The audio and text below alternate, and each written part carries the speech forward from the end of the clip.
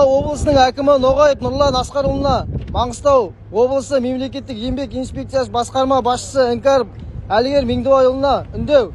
Біз Қаламқас кен орнымен көрші орналасқан Қаратұрым кен орнында жұмыс жасайтын Каспиан Дриллинг ЛЛП жауапкершілік шектеулі серіктестігінің жұмысшыларымыз осы уақытқа дейін мекеме басшысы Сафин Телман Маратұлына бірнеше рет ұжымдық арыз жазып еңбек жағдайларымызды дұрыстауын және талаптарымызды орындауын талап еткен болатынбыз.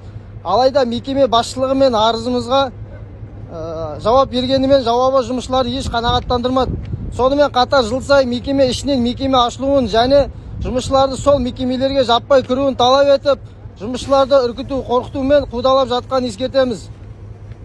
Осы уақытқа дейін Атырау облысының мемлекеттік еңбек инспекциясына жұмысшылардың құқықтары бұзылып жатқаны, еңбек шарты жасақталмағаны туралы бірнеше рет арыз жазып, жазған арызымызға нақты жауап ала алмай келеміз. Себебі мекемеміз Маңғыстау облысында жұмыс жасап жатқанымен мекеменің мекенжайы Атырау қаласында орналасқандықтан жергілікті Маңғыстау облысының еңбек инспекциясы арызымызды қарамайды. Осыған байланысты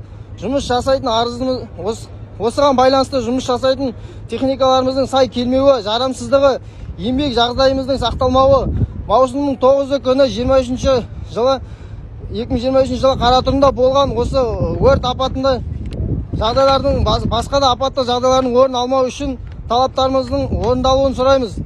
Соған байланысты сәуірдің 28 күні 2023 жылы мекеме басшылығына қазақша үлгіде ұжымдық шарт жолдаған болатынбыз. Бірақ осы уақытқа дейін мекеме басшылығы ұжымдық шартқа отыруға асықпай, ұжымдық шарттың орысша үлгісін сұрап отыру уақытын белгілемей созғылап отыр. Сондықтан біз сіздерді мекеме басшылығы мен жұмысшыларды кездестіріп, ұжымдық шарт бойынша дөңгелек столға отырғызып беруіңізді, әрі қарай екі тарап болып ұжымдық шарттың қаралуын мекемеден талап етеміз. Талап етеміз бе, ағайындар?